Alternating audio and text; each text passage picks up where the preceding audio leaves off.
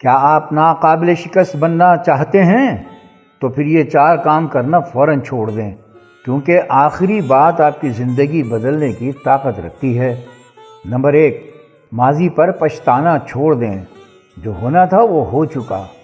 آپ گزرے ہوئے کل کو بدل نہیں سکتے، لیکن اس سے سیکھے ہوئے سبق کو اپنے اگلے قدم کی بنیاد ضرور بنا سکتے ہیں۔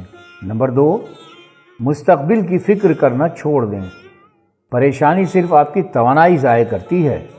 اپنے آپ پر بھروسہ رکھیں کہ آپ ہر آنے والے کل کا سامنا کرنے کی ہمت رکھتے ہیں۔ نمبر 3، دوسروں میں خوشی تلاش کرنا چھوڑ دیں۔ اپنی خوشی کی چابی کسی اور کے ہاتھ میں نہ دیں، بلکہ اپنے اندر کے اطمینان کو اپنی طاقت بنائیں۔